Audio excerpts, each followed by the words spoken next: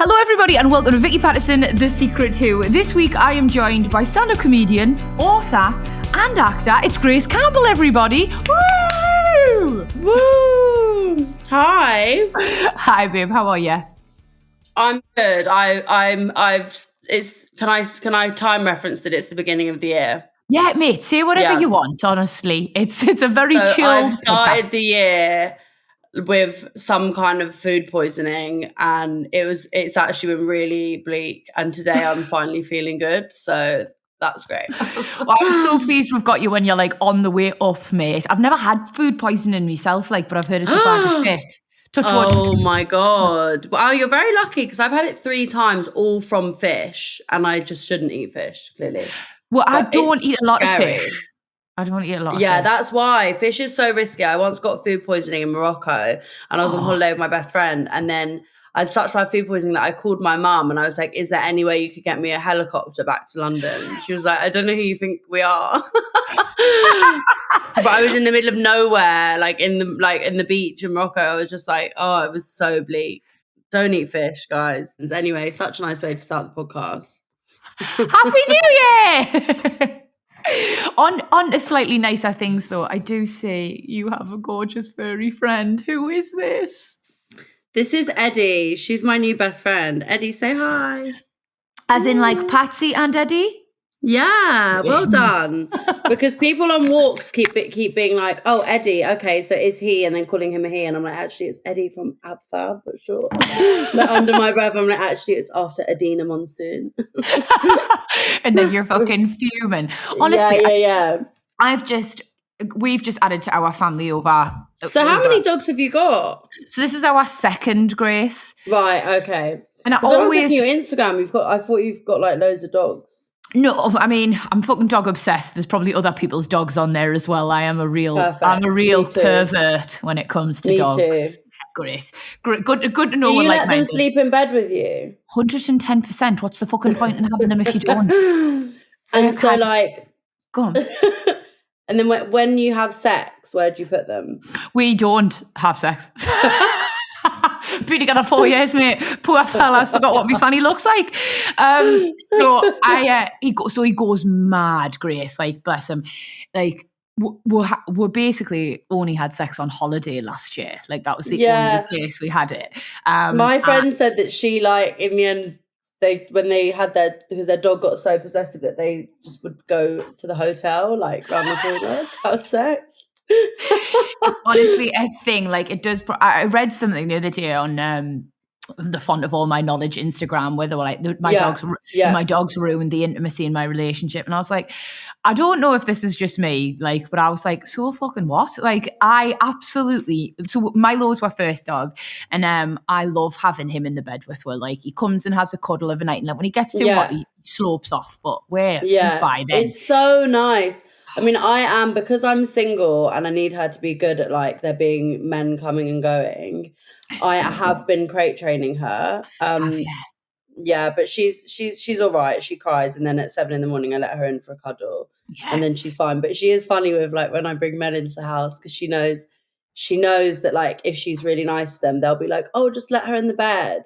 So she just like really is so nice with the guys and like cuddles up with them, and then they're like, oh, just let her sleep with us, and I'm like, she's manipulating both of us right now. She's a smart cookie. Like, I can't. Yeah. I'm not gonna be mad at her for that. I don't know if you can hear mine in the background. Can you hear him? Yeah. He's being ignored, so he's making all of these like. He knows we're talking about him. He's a typical. Or is this your new dog? This is new. So this is Milo's gone to his doggy daycare today. I still think it's important for his socialization that he meets loads of other big dogs and stuff. Absolutely. But Maxie's just growling and having a little go on his legs. His dad did promise us he was going to look after him today when I was doing my podcast, so this wouldn't be an issue. But he's a lying bastard. Yeah, bear with us, Grace. I'm so glad we're on the same chaotic dog life. Honestly, he's so cute. I just can't even cope. So is he very affectionate? Because my first one wasn't at all. Milo was so independent and adventurous, and it broke me heart. I really expected. No, she basically like hates it if she's not physically touching me at all times, even if we're on a walk. Oh my God. But this is what I mean. This is why I need to get her to like separate from me because obviously I need to find a boyfriend eventually, and I can't be like, I can't meet someone with this dog that's like so obsessed with me. That's why I'm glad she likes men, which is good. Because some dogs really don't like. Yeah, exactly. She's just like mummy. But then, you know, honestly, I reckon she's probably a bit of a dick magnet, if I'm honest. 100%. I will say, I just saw a man on the walk just now. Yeah. Oh my God. I need to start looking nicer for my walks. Because like, again, like I wake up and I just put on like the most disgusting trousers and my hair looks awful. And I just saw this guy who was so fit and he was like, your dog's really cute. And I was just so overwhelmed. I was like, okay, bye. And I like ran away. Whereas if I looked nice, I would have been like, oh my God, same. So's yours. Oh, honestly, mate, the dog walk outfits, like that'll be a whole nother level. I need to elevate that because that could be a good way to meet someone, I think. Yeah, I mean, defos. All I meet is kind of like families and fellas with wives and old blokes on my dog walks. But I'm walking in a slightly more rural part of the country. I suppose you're probably walking around London, are you? Yeah, I'm on Hampstead Heath. I'm like, you're gonna get so much tail. Guys, I know. Eddie, come on, crack on. I feel like you're doing a really good thing with the crate trainer, mate. Like I couldn't do it myself. I sound like such a hypocrite. Like I was fucking just obsessed with Milo and wanted him wrapped around as like a scarf.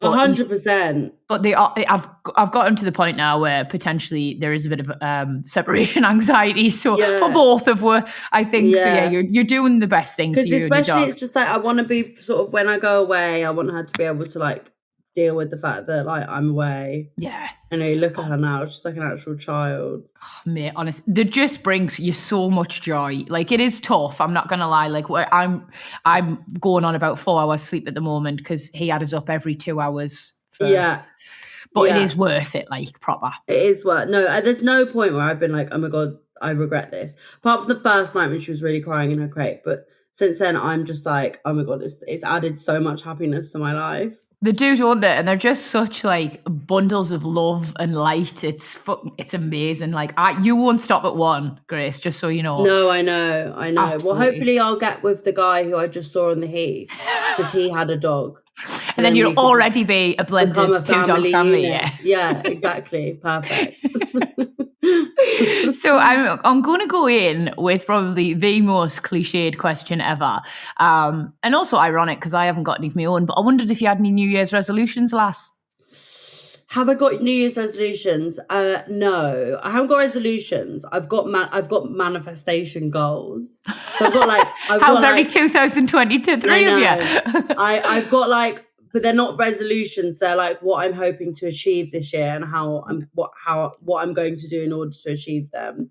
So it's more like a plan than just like an empty. Very much so. Like it basically last year, 2022 was the first year I did this, and like the eve of New Year's Eve, I wrote down all of my like goals, and they were all quite realistic. None of them were like. I remember when I was like 21, my goal for like the next year was to make £1 million, which is like obviously that was the dumbest thing ever, and I was never. I think that year I didn't even pay tax. That's how little I earned.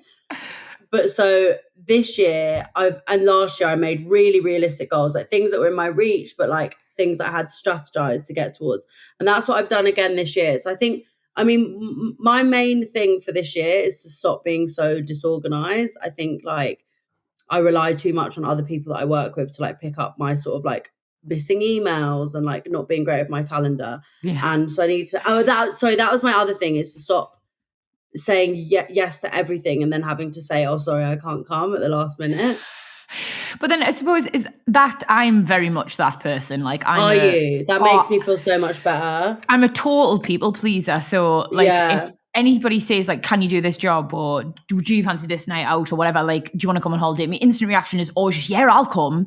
And I often just thought, like, I've always been that person. And I thought it was like, oh, Vicky's good fun. Vicky's like reliable. She's like up for anything. Like she's a hard worker. Like that's what I thought it meant. But actually my mum told us, she was like, you know, when you say yes to things, you ultimately say no to something else. And like, I didn't see it as that, you know. I just thought, oh God, I'm just living my life and grabbing every opportunity that comes my way. But you don't know what doing that is going to take away from you. So I've had to learn that skill. And it's hard to sort of, well, I'll say yes to something without thinking, oh, that's a day what I've said yes to, that's like the day after a massive show, or like I know I'm going to be like really tired and I'm not going to want to do that. So I need to just be realistic and be like, actually, do you know what? I know I'm going to be in a mood that day that will mean I will just cancel. So I need to just say no now. I think that's just being more realistic with my time. It's actually one of the reasons I got a dog, was to be like, oh, sorry, like I've got a dog now. Just to slow down a little bit. Yeah. It will force you to, definitely. I think it makes you, it's like a huge adjustment, like anything to your life, you know.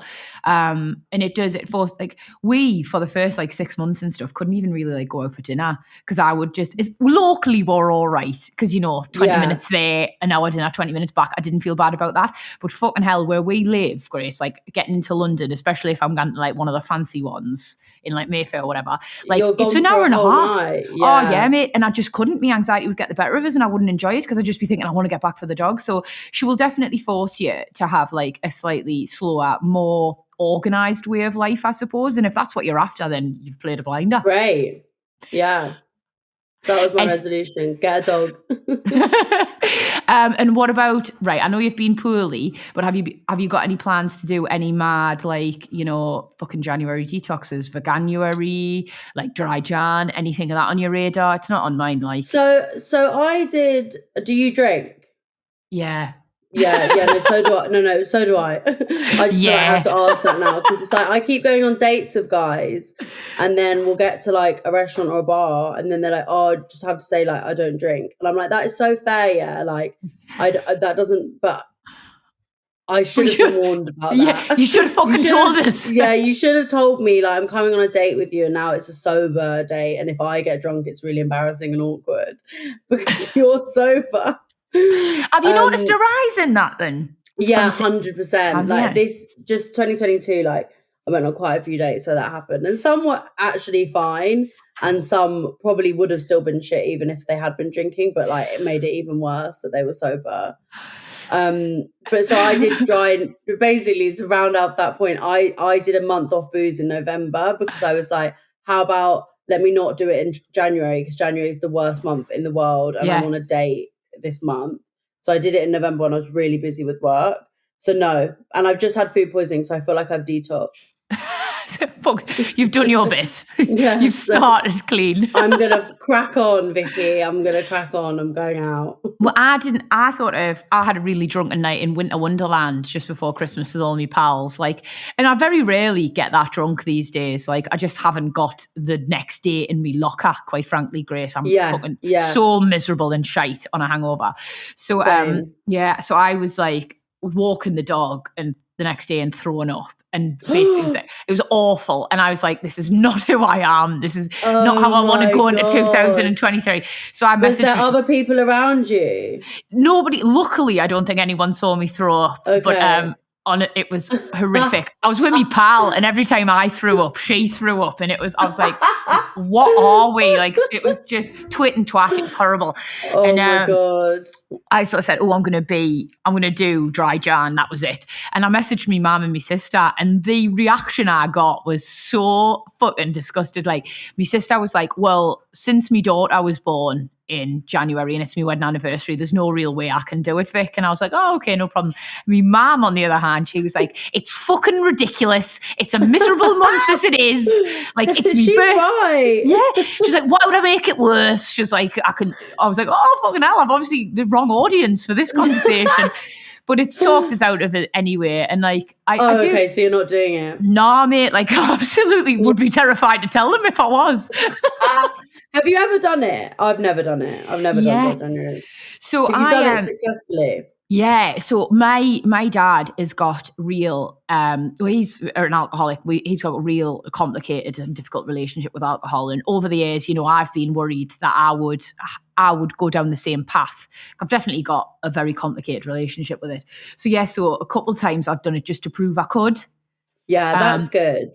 And I did it all feel right. better. You do feel better once you know you can, I think. And then I also think the thing is, I think it's great if you do dry January. I just think do it in November like me, because January is just simply the worst month of the year. So like, I don't know why we would want to make it any worse. But I agree that after I did that month in November, which is the first time I've ever successfully done it, I've drunk less since. So like, because you get better obviously at socializing without alcohol, you then, when you are drinking, you're not relying on it as much. Yeah. And that's what it is for me. Like, it's absolutely like an emotional thing. Like, I think you know, if I'm a bit nervous or if I'm anxious or if there's loads of people or whatever, like that would be where I go to have a drink, because I think I need something to like lubricate this situation, essentially, you know. And I do think, like, as I've got older, I don't know, I'm in big social situations less. I think I've made an active, like, effort to be in big social situations less, because I know I don't like them. Yeah, and do you think as well, maybe because I completely agree with that, and that's been my big problem is it's always big things like Christmas Eve. I always end up getting really drunk, or things where loads of people I know are all together, like birthdays where it's just too intense. Do you think as you get older, you sort of also start to care less about those people? Yeah, I think like as you get older, you know yourself, you care less. The hangover's worse, so you don't want to necessarily like put yourself through that, like an amalgamation of things. And you're too busy as well. It's like a day where I'm in bed is like really bad because I've got so much to do. Yeah, absolutely. Well, for you as well, then, Grace, like, do you drink when you're doing your shows? Like, that would strike me as something I would do when I was younger, definitely. Yeah, so basically, and I'm really glad this happened, but when I started doing stand-up in like 2018, I, on my like third gig, basically had 3 large glasses of rosé before my set. I'd be mortal. I was. Yeah. And then there was some guys in the front row who were just being rude, and I ended up getting in a fight with them and throwing my wine on one of their faces. And after that, I was like, because basically, the thing about like stand-up is I have to say, like, I love it when people get rude, because I'm so good at clapping back and making them look like idiots. But that moment taught me is if I'm in any way intoxicated, my sort of like clarity in that moment, if anything like that happens, is down. And so I'm not going to deal with that in the most like poised, clever, sharp way. And that's how you want it. Yeah, you need to, like, because with stand-up, like, the power is in you being on stage, but you also being quite like impenetrable to people's, like, so if people heckle you, if you let it bother you, they'll just carry on, and also it'll make the whole audience uncomfortable, and therefore they'll stop laughing at you. If someone heckles you and you make them look like a fucking knob, then the audience is on your side and you've just made a fool of someone. So anyway, so after that was like one of my first gigs, and I was like, I'm never ever ever drinking before a show. And that must have been horrible, Grace, especially early doors.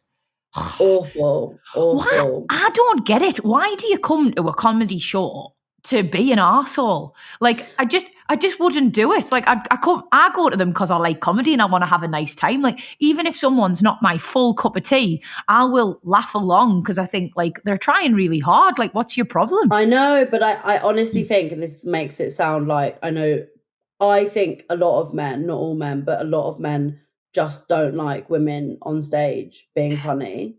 Oh, no, so like I think that's a fair comment, to be fair. The most times that I've been heckled, bar one, which was by a woman, are men who just clearly like are annoyed that I'm up there and I've got more status than them and I'm being funny, and they're not up there and they're sitting in the audience.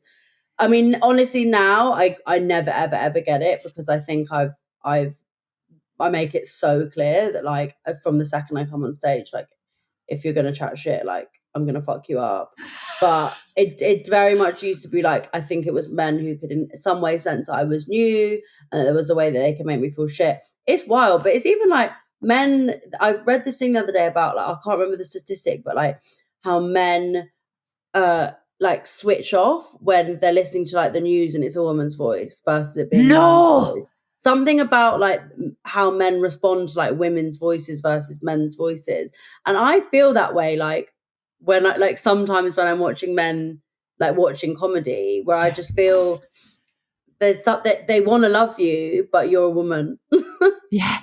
It's mad. Like, it's obviously the way they've been like socialized, you know, like it's been indoctrinated into them that there's women have certain roles and men have certain roles, and a woman's role is not to be like the center of attention and funny and all the rest of it. But like, I find like honestly, some of the funniest people I know are women.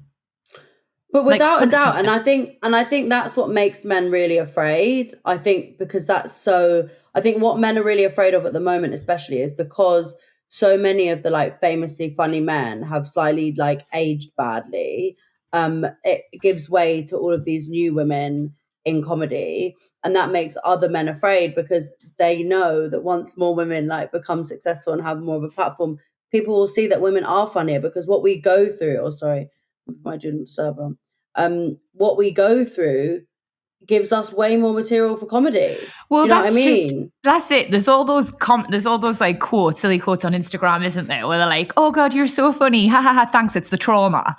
Yeah, exactly. But it's true.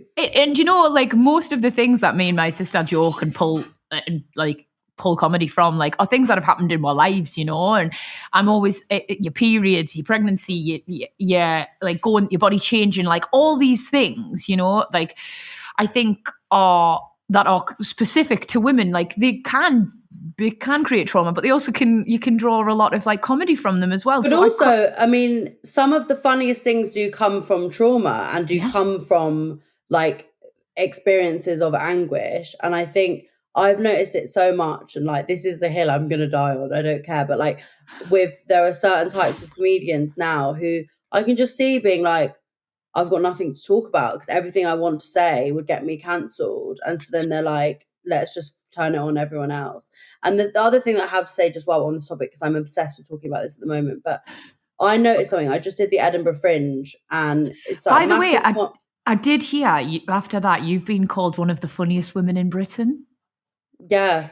Mate, like, I don't think I'd be able to get through fucking doors if someone had said that about me, Grace. Like, that is one of the nicest things people could ever say about you. Were you fucking buzzing your tits off? Well, the thing is, it's like whenever those like lists, there was another list yesterday that was like going to be the most like one of the like people who's going to blow up this year, and I was on it. And whenever those lists happen, I'm like really happy for like 5 minutes, and then there's like another list that I'm not on a week later. Do you know what I mean? So like, I was really happy. You're an overachiever. Like, it's fair. Yeah. I was really happy with that, and I was like, oh my God, that's so fun. And then there was a list like in another magazine that I wasn't on, and then I was like, okay, I'm gonna fucking kill myself now. So like, I wasn't on that. Do you know what I mean? Like, it lasts for such a short amount of time. But the Fringe was really good in terms of it's just really made me know for sure that I'm such a good, like, solid stand-up, and that sort of then makes me know that I am one of the funniest women in Britain because I back myself so much.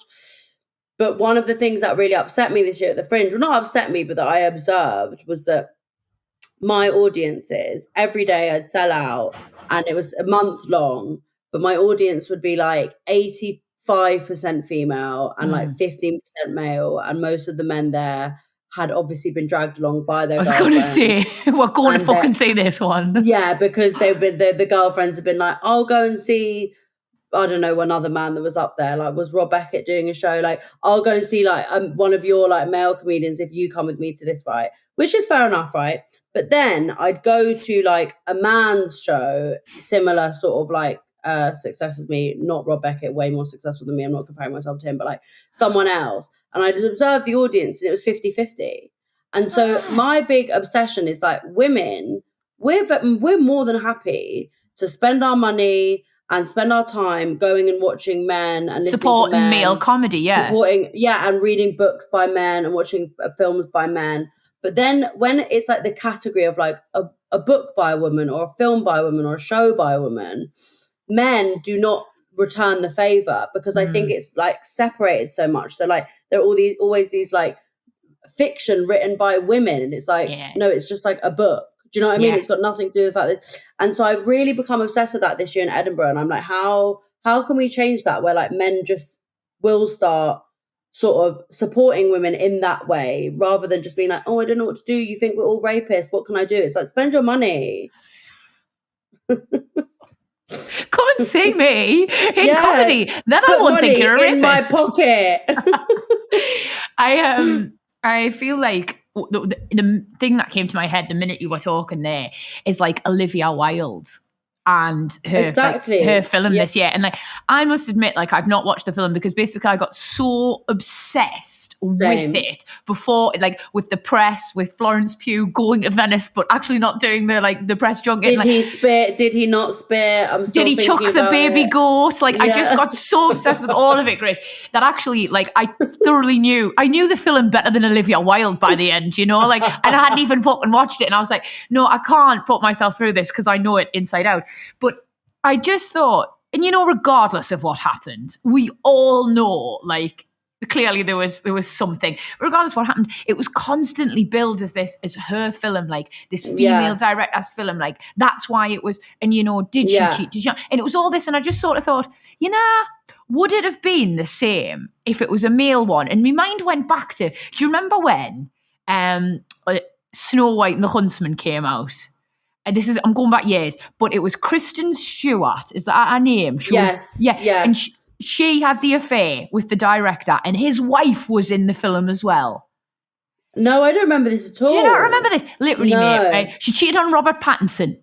Oh my God, this is such gossip. I love gossip, even if it's 10 years late. I love it. Yeah, mate, honestly, I'm not bringing you anything new. Like, this is... No, but I love it. How's it? This is great dinner table information that I didn't know. But then everybody still went to see that.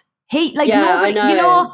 And I just sort of thought people were boycotting it and people were talking about her and this, that and the other. And he didn't get the same treatment. And it really made me think this year about the way we view sort of female creatives and male creatives. It's so depressing, Vicky. Honestly, it depresses me beyond belief, because like the ways that men will be, what's the word that I'm looking for? Like their public image can be restored so quickly. Oh yeah, absolutely. Compared to a woman. And so people will forget so quickly, like Chris Brown now having a really successful musical career. He did beat up Rihanna. Do you know what I mean? Like that, but whereas like if it was the other way around, it's just like the ways that we forget about things that men have done in our public consciousness, like everybody, not just like, I definitely do that as well, because it's a deep conditioning. Versus, I mean, look at Harry and Meghan. I mean, it's the way that people vilify Meghan Markle. Oh, absolutely. Versus like a man does something like 5,000 times worse and people are like, oh, he's just being a man. It's mad. It is. And in terms of the answer to like when it's going to get better, like I think it's really sadly, I think it's just a time thing. Like I have to believe it's going to. And like, you know, we're the generation that's going to bring up these really like really measured, really kind, like men who are totally happy to laugh at women. You know, I think it's a generational thing. We're going to get there. I got a message. I did a video about Andrew Tate the other day and about how like... Don't get me started on him, mate, because I could talk about it for fucking hours. Seriously. Me and my fella have actual rows about it. Really? Yeah, he's just started sending us the shit now because he knows it annoys us. Like he doesn't even particularly like the baldy knobhead, you know? He just sends us the shit because he knows it's going to wind us up. But so this is the thing, right? So like, I've had so many arguments last year with men about it and blah, blah, blah, blah, blah, and whatever. But when he got arrested last week, whenever it was, and everyone was like, oh, obviously he's a rapist and a human trafficker. Like he literally went on the record and was saying that he thinks women should take responsibility for being raped. Obviously, somebody who says that is not just saying that, they're like actioning it. So I did this video saying that, and then I got this message from this mum who's like a mum of teenagers. Oh, stop. And she was like, and I've messaged this woman a lot. She came to see me in Edinburgh. I don't know her, but she's like really lovely woman from Edinburgh. And she messaged me saying, I just want to say, like, my stepson and his friends have been so, so deeply influenced by Andrew Tate, and it's been really hard to get them out of that. But then he just walked in the room and said, well, if Grace Campbell says Andrew Tate's a bad guy, then I guess he is. And I was like, oh, yeah, but also that's so depressing and this is why I'm worried about Andrew Tate, not because of like men our age, right, who do it a bit to wind us up. It's not teenage boys 110%. so influenceable. Is that the word? Malleable. Well, like easily influenced, isn't it, mate? And and they're taking it all in. And they're like, but I don't know why. Because, like, if I was a young lad, I just don't think that'd be who I'd look up to. Like, I definitely look up to someone like Messi. Like, I think he's fucking class. Like, he's had his bird since he was young. She's an absolute weapon. Like, he's winning the World Cup. He's got a lovely little family. Like, he's clearly loaded. He seems like a nice bloke. That would be who I'd look up to. Andrew Tate would not be who I'd look up to. It's because Messi isn't doing everything he can to like infiltrate TikTok. I think like the thing about what Andrew Tate did so successfully last year was just like hit all of these kids' algorithms. So they were seeing it over and over and over again repetitively, and because he was doing stuff like Logan Paul, who they all look up to. And so it's just, he did it in such a clever way. But we have got to like, it's so worrying. We've got to sort of eradicate that from like young people, because now there'll be boys in schools saying that shit to girls. Oh, honestly, it's really terrifying. Like, it's depressing. It is really, but then good for you, mate, for doing your bit, for using your platform for good, for standing up against them. Because I'm going to admit something really embarrassing now. Like, I am by no means on that cunt's radar. Like, there's absolutely no way I am, right? But every time I like put something up about how I think he's a baldy knobhead, I get really worried he's going to come for us. Like on social media, I do. I think, what if he says? I'm not going to lie. When I did that video, I was like, I wasn't worried about him, but I was, because the people who follow him are scary. Like, sometimes I get in like these Twitter holes, and they are scary people. The things they say, babe. But then it's so toxic, and it's coming from him, you know, where you think women are property and we can talk to them how we want and we should be in the kitchen. So heaven forbid we stand up and say something, you know. I know, it's mad. But that's why I get scared. But that is so fair enough. That's the thing. Like, it's so fair enough. But I also think, like, at the end of the day, someone like Andrew Tate is getting it 5,000 times over, and it's better that you amplify it. Yeah. I'm going to stop this now, because I feel like it's really bad we've given him any sort of platform, regardless of how disparaging we were being. R.I.P. Andrew Tate. Yeah. Goodbye. Fuck the baldy knobhead. Right. Yeah. I'm going to end part one on that note, and part two we'll talk about loads more happy things. Hello, everybody, and welcome back to part two of Vicky, Pattison, The Secret To. I'm joined by the gorgeous Grace Campbell. I do this every time. I get so excited by like a brand new guest who I find interesting and funny that I don't ask any of me fucking questions.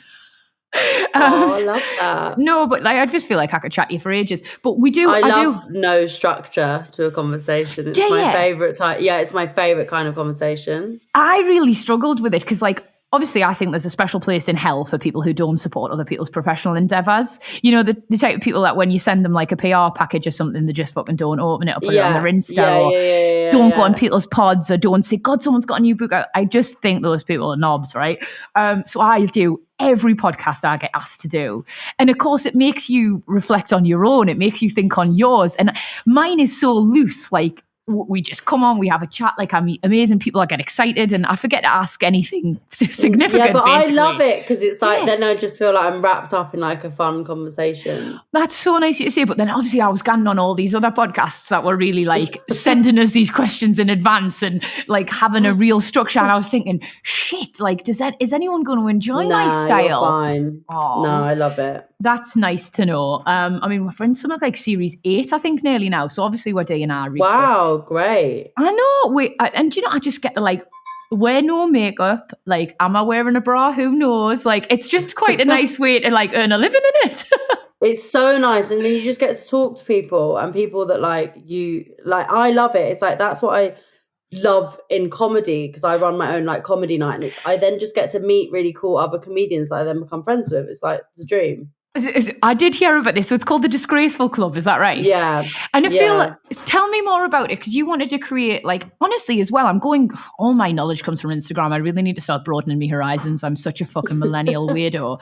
But I feel like I just read something the other day about a lass who got sick of being constantly harassed in nightclubs. So launched her own like women's only LGBTQ like nightclub. And it's absolutely thriving. What was the motivation for you to launch? I think like I started it like before COVID. And I'd been doing stand-up for a while, and I think I just wanted to like have a night which felt really wild and like shameless, but also very safe. So, because sometimes those nights that feel really unhinged and you don't really know where the vibe is going to go, also you can feel a bit like, oh, there might just be like a creepy man, like just a bit anxiety that comes with it as well. Yeah. So I wanted it to have that vibe, which is just like next level. Like I actually started the Disgraceful Club at the Box. That's where it first was. Perfect place for it, mate. So it's that vibe, and it was sick. And now I now do it in a bigger venue called Bush Hall, and then I think I'm going on tour, so I'm not doing it for a few months. But then I think in the summer I'll maybe do it. I'm just figuring out where I'll do it. But anyways, the vibe is like female and LGBTQ plus comedy acts. It varies so much. And then also one of the things that I've always done is like them not always been really, really experienced comics. Like I've had like quite a few people do their first gig at the Disgraceful Club, because your first gig is just like the worst thing in the whole world. I can imagine. And it's so scary. And like, especially if it's like, you're just at like an open mic night and it's just like 4 other men just staring at you, like it's just so depressing. Yeah. So I've done that for quite a few people, and then like I love helping people with writing their sets if they want me to, just because like I love writing comedy. And so it's been like a really good way for me to meet people and to help other people like get into comedy. And then also it's just like a really fun vibe. Like you love it. It's just fun and wild. I really want to come. Like I really want to come. Like girls in the audience just like it just gets so wild, and they just like they open up so much to the extent that like you ask them a question, they'll happily come on stage and just talk about their entire like relationship woes that they're in right now. There's just a real freedom I think everybody feels.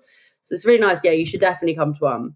So you've created this like a sick, really safe space for women in the LGBTQ community to sort of like express like their creative no side. Judgment. Yeah. Like my vibe in my stand-up in general is like, I'm not going to judge you because also you can't judge me. Like I'm going to tell you some things about myself that will mean that you'll be like, whoa, she's quite fucked up. But the point is you can't judge me because like you also do fucked up things and I'm not judging you. Like that's the vibe.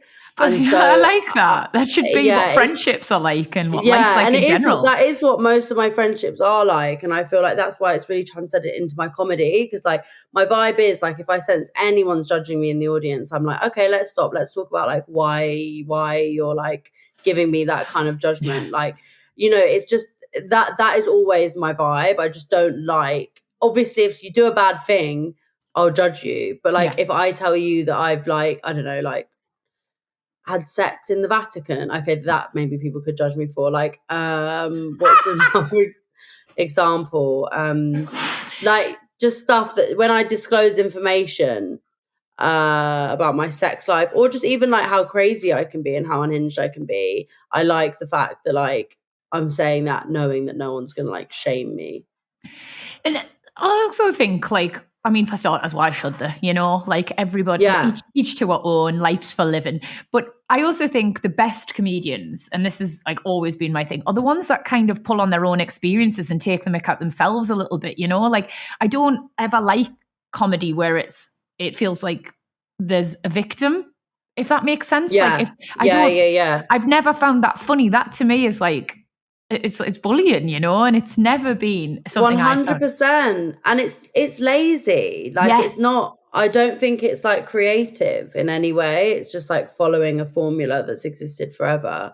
Whereas when you manage to make like a whole room of people laugh without it being at the expense of anyone else, like that's comedy. Look, sometimes I do take the piss out of men, I will say. But they've had it quite nice for a long time. I was going to say, they've had it easy for a long time, mate. It can take a little bit of light-hearted ribbon. Your brand new show, which you're going to start touring for really soon, it's called A Show About Me Men. How do I say that? So I don't know how you say it, to be honest. It's called A Show About Men. That's how it's billed. Okay. But the N on the poster, the N in men is very small. So the joke is it's actually a show about me. And so the whole show is about like me sort of saying at the beginning that I'm like obsessed with men, and then coming to a point where I guess I've learned to be more obsessed with myself than men. Oh, that's nice. It's about getting to a point. Yes, exactly. I give you value for money if you come and see this show. It's got a 3-act structure. And so have you always done that with your comedy? Have you always like drawn on your own experiences and stuff like that? Yeah, definitely. I feel like I just tell stories. That's like all I really do. Like, and then sometimes there are jokes and sometimes there aren't, but sometimes I'm just being funny. But it's very much just stories about my life. And at the moment I've been going through a real evolution of my character, I guess, because I've been like really learning how to be happy alone after like a string of really intense relationships where I thought I could never like be content alone. And that's what this show is about. It's about like that obsession with thinking you need a man to validate your existence, and then how I got to a point, I guess, where I've been better. I've still not healed, and I obviously progress, love men. Progress, not perfection, babe. Yeah, exactly. And I'm not saying that being obsessed with men is a bad thing as well. It's just I don't know if you've ever been there, but I was in a really unhealthy. It's a phase of your 20s. I think a lot of women go through, like unhealthy. Like I was treating it like it was an addiction. Like if I'd break up with one man, the next day I'd have to start seeing someone else, and it was just that same cycle over and over again. So I think the show's a bit about that. It's very relatable. No, I do. I think it's super powerful, like as well for women to hear like comedy that really like they can really relate to. I remember my 20s, mate, and like my pals I used to go out with, and like we wouldn't consider it a decent night out unless like everyone had got a number or they'd pulled or there'd been like some sort of flirtation. Like now, obviously, I'm in a healthy, happy relationship with Erkan, but if I wasn't, I can't probably think if I went out, I wouldn't imagine anything worse than being approached by some like weird fella. Like I just would want to be with me girls, you know? But in your 20s, it's so different. It is so different. It really is. And I think I talk about this in the show, but I think it's actually really hard to avoid, like from such a young age. Like if you think about the films that we watched as children, it was always Disney's, like, mate. Yeah, it was always like girl is sad and has bad, sad life, and then girl has man who loves her, and then girl's life is happy. Happy, yeah. And so like you're taught that like all your trauma is gonna go once you like get a man who loves you. And I used to think that, so I'm just moving around because I just feel like I look absolutely disgusting. I feel like you're being too hard on yourself, Grace. I think you look good. Oh, just, post food poisoning. But anyway, here we are. I feel like that is a lie that we're sold, so that then when it happens and then it's not real. And maybe that's because I also had quite a dysfunctional childhood. So I was definitely seeking like, I don't know, like bit of security. Yeah, I think like because my parents had this like really stressful job. Like they both worked in politics when I was younger, and I was obsessed with my dad, but he wasn't quite present enough. That it meant that when I started dating, I was just so obsessed with like finding someone who was just going to be there constantly and who would just be like so obsessed with me. And I thought that's what your boyfriend's job was, to just be so obsessed with you. And it just was really unhealthy. And that's basically what this show is about. I think that's really interesting, mate. Like I've always believed you accept the love you deserve. Like not you deserve, you accept the love you observed at home. Yeah. So like for me, I watched my mum give absolutely everything to me dad in the relationship and tried to make it work, and watched him give it probably like in retrospect as much as he could as an addict, you know, but like very little, you know. And I watched her like do.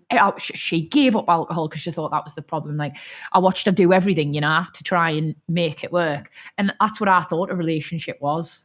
So that's I used to go out with fellas who were in some way broken, addicted, and you'd want to fix them. Yeah, and I'd think, fuck, this is what love is. Like, I'm going to make you better, just like me mum tried to make your dad better, you know? So it's mad that you looked for something outside of that, but I suppose... Well, I think yes and no. I mean, it's very... I've really tried to figure out, because I wanted someone who was so obsessed with me in the way that my dad used to be so like obsessed with me when I was a child, like in the way that I was like the only girl, and like he still loves me so much, but he used to think I was like the best person in the whole world. And I think now I'm sure he still does. I think what's the phrase? The like glass ceiling is broken or something. I don't know. Now the bubbles burst, and he's like, you're quite annoying.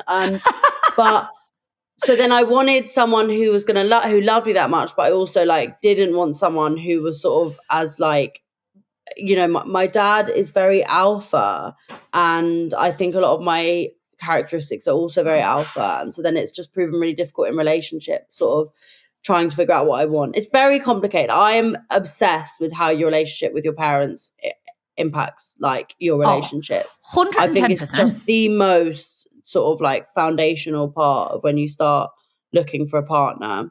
But it's them formative years, isn't it? Like when you're younger and stuff, like the only thing, like what you're exposed to predominantly in terms of romance, relationships, whatever, is just your family, you know? So you think that is how things is done, with the exception of things you see in Disney films and all that.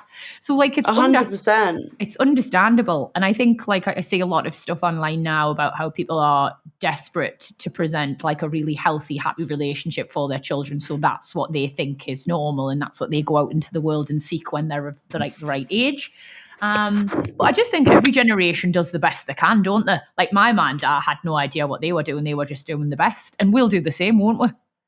Exactly. And ultimately all kids are going to be a bit fucked up. Like no one's going to be perfect. Like we'll all have our own generational hang-ups. Surely. Yeah.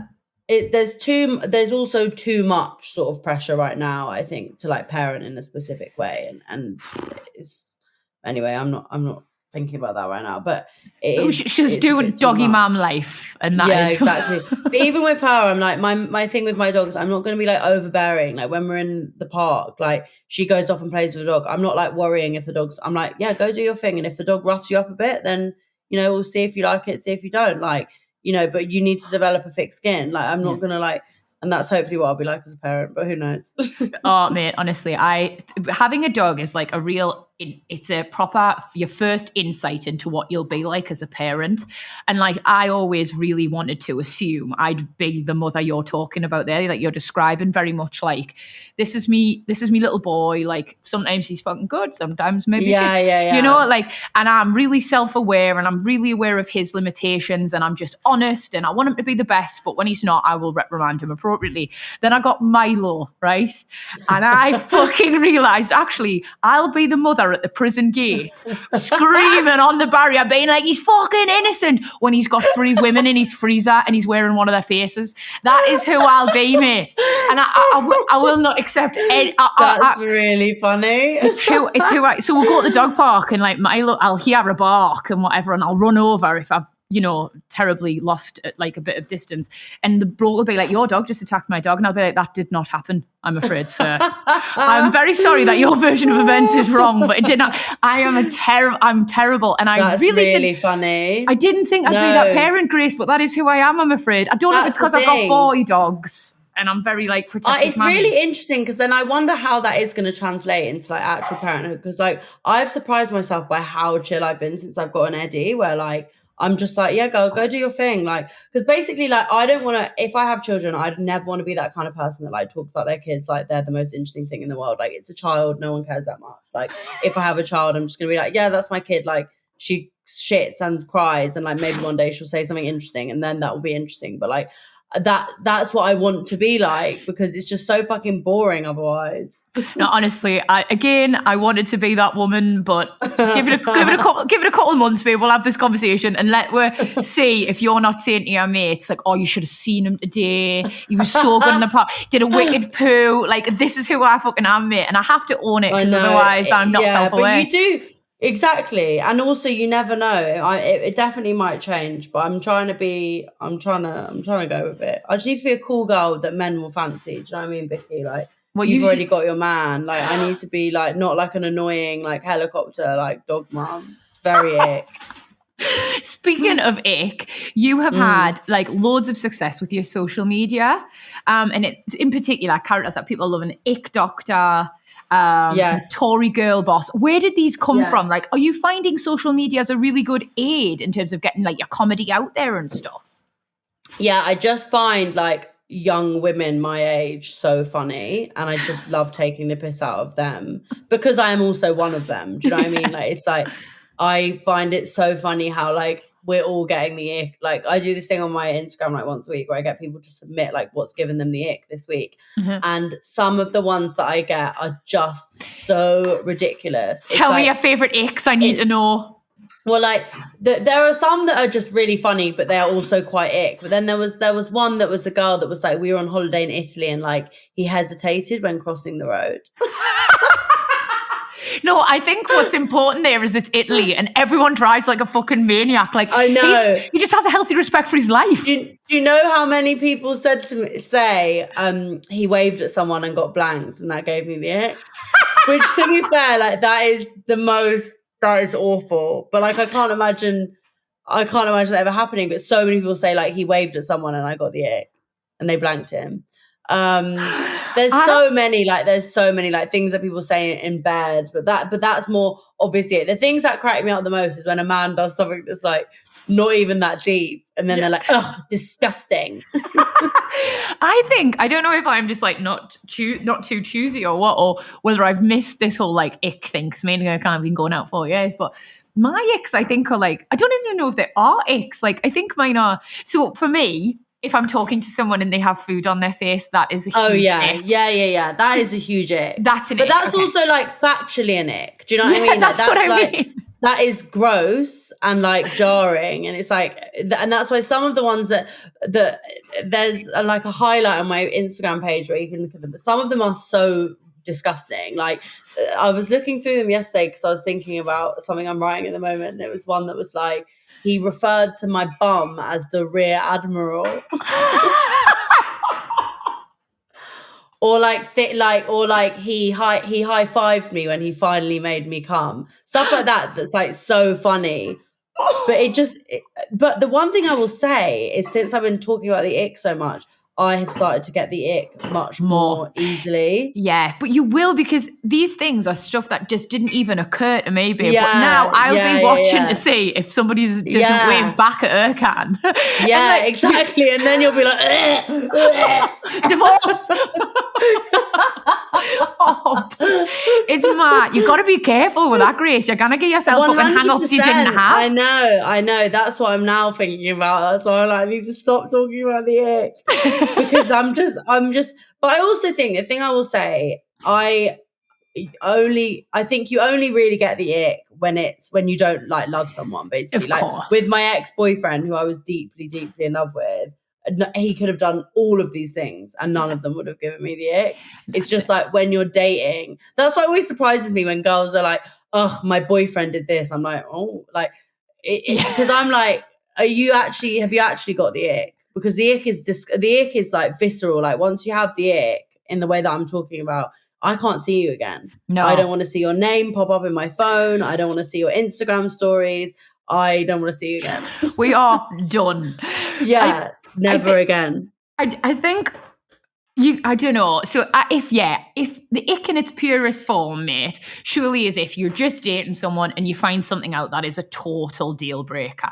Like that's the ick, isn't it? But like if you're going out with someone and they've got a pretty annoying trait, that's not the ick because you're in it. Yeah, exactly. And that's like whatever. That's just basically being in a relationship. Yeah, that's just and your boyfriend just annoying you. I seen on a film the other day, I can't remember what it was, but it was like marriage is basically buying a house for someone you fucking hate. And I was like, yeah, that literally is the most depressing example of it ever. But like the longer you're in something, the more you're just less likely, I think, to be annoyed by people's little bits. 100%. And I think like those aren't icks. I think we're overusing the word ick now as a society, and actually we need to debunk it because it's lost its meaning. Yeah. In 2023, let's make that a goal to give the ick back its power. Yeah, exactly. Honestly, in this day and age, I don't think people would date me. Like I swear, even with the telly thing, like I swear to God, I am, when I knock over a drink, I don't just knock over a drink. I go at the same time, and I tell you, it's impulsive. I can't control it. I go, look out, stay back. That's what I shout when I spill a drink. If the spilling a drink thing wasn't bad enough, people would hate me. No, that's the thing. So many of the ones that people say, I'm like, I do that. I don't know how to use a knife and fork. I speak with my mouth full. Like, I do all of that. Oh, it's dating these days is so hard. Like, I don't envy you it at all, Grace. No. I really hope the doggy works. She will. I've manifested it, so it will happen. Obviously. Mate, I've loved talking to you, and quite frankly, could talk to you all day. You just you're fucking ace. You're so class. But I know you're busy. I know Eddie's probably wanting a walk. So before I let you go, here at Vicky Pattison, the secret to, we always ask our gorgeous guests to give our lovely listeners a pearl of wisdom. So basically it feels like I have one format point in this podcast. Perfect. I'm backing it. And I feel like, based on everything we've spoke about, yours is pretty obvious. I'd like to know what your secret is to standing up for women. So I feel like that is everything naturally comes back to me, like wanting to back women and wanting to like make places more safe for women. In stand up, it's been amazing, like how, you know, I'm just one of those people, like if you want to be introduced to someone, or if you want to get onto something or do something in your career and you're a comedian and, you know, I don't think you're really bad, then I'll absolutely make that happen for you. And it's just been so nice to see, because that then creates, when you basically help other people and like bring other people up with you, it's so much more fun and enjoyable, because then you're in this like team group effort with it. So it's almost selfishly like I've done that because it's made it so much nicer for me, because now I have like people that I can like talk to and relate to. Like a little girl squad. And that didn't give you the ick. No, I mean, it's verging on it, but I felt like I cringed myself out a little bit when I said it, and then I hated myself afterwards, because I was like, oh no, you want Grace to like you, she's so cool, but then I said it anyway. Like a little girl squad. Yeah. Sure, Vicky, a girl squad, that's what's going to keep me awake tonight.